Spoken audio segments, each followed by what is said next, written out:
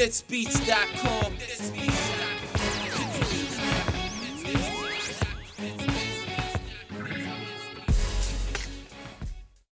Yo, what's good? This is Blitz from blitzbeats.com. Welcome to the video.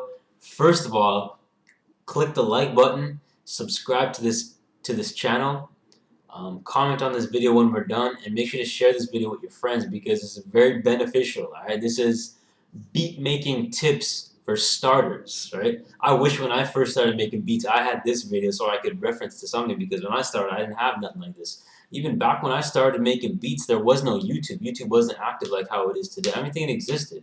It honestly didn't even exist back when I started making beats. So you are in an amazing position today to benefit from everything I'm going to tell you, because this is where the real secrets are at. What I'm saying? Not many people are out here in the internet and helping others to come up and rise up. People want to keep all the good stuff to themselves. I don't understand what's going on, but I mean, what I'm saying? I'm here for a different purpose. You need my help, obviously, so why shouldn't I give it? Alright, so I'm just chilling here today. It's like a nice, beautiful day. I'm actually on my second day, day 2 of my 10-day detox, my detox cleanse. So I'm chilling here with my green juice, my green shake from the Purium line. What I'm saying? This is where it's at. Pure greens, phenomenal energy and clarity. What I'm saying? But back to the video. So this is the beat making tips for starters. Alright, so when I started making beats, I started with Fruity Loops, with FL Studio. I don't remember what number it was back then, but it was a basic one. And I had downloaded a bunch of sounds, drum sounds, or whatever. And so here's let me drop some tips on you. All right, so the biggest tip is obviously start with a basic program as far as making beats, and that would be Fruity Loops, FL Studio. Start with FL Studio. If the latest versions are too advanced for you, then go get an older version that is not so advanced. But here's the thing: if you have FL Studio, that's not enough. You need a MIDI keyboard, right? You need a keyboard, a MIDI keyboard or a controller. They call it MIDI controllers or MIDI keyboards. You need one because you're gonna have to play your own sounds, right? This is one of the biggest things I had to learn when I started making beats. When I started making beats, I didn't have no keyboard. I would just be clicking the mouse or clicking my typing keyboard, and it wouldn't work. It wasn't working for me. So somehow I got led into finding a keyboard. I got a keyboard, and that led me to today.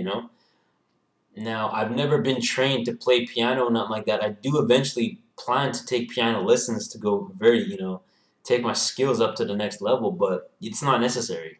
Especially when you have loops and samples you can chop up, and you just play chop sample. You can what I love doing is taking like a sample or a loop of a melody, chop it up really good, and then play a new melody from those chops of the sample, right? That way you don't have to play the entire loop as it is. You can just play different slices, and you can make a whole new melody. But you need a keyboard for that, right? It's very recommended to get a keyboard, a controller for that.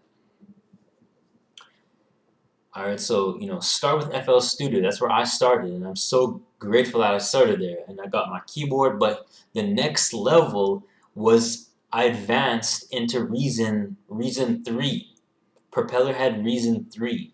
Right now it's on to Reason 7, but because I don't know, FL Studio to me wasn't it was cool. It was awesome when I started, but eventually I wanted to get better. I wanted something better than that, and I got led into Reason. And till this day, 7 years later, I use Reason. Because the Reason, something they do with the sound is so big and juicy and fat, and no matter where you listen to it, if it's in a car system, if it's on an iPod or whatever it is, the drums and all the sounds are always banging once you know how to mix and make a nice default mixing patch and whatnot like that. You know what I'm saying? But in FL Studio, it's not like that. A lot of the times the drums and the sounds are weak. They're very weak. So that's what I say to to advance, find yourself advancing into another program, either Reason or Logic. You know, I'd say go to Reason. You know what I'm saying? That's tips right there. That's tips right there, man. The last tip I really want to drop on you is you have to make beats every single day. When I first started making beats, believe me, I was making beats every day. I would never take a break. I would just, because I was so passionate about it that I couldn't take a break. It was not in me to take a break from it. I was just that passionate about it, you know? I could have went outside and went and play basketball or make beats all day. And I chose to make beats all day long. All day long. You know, I was in school or high school, whatever it was, and then as soon as I got home from school, like 3 or 4 o'clock in the afternoon till like midnight, I would make beats all day and night long. Trust me, that's how you get good. You just gotta practice it and get better.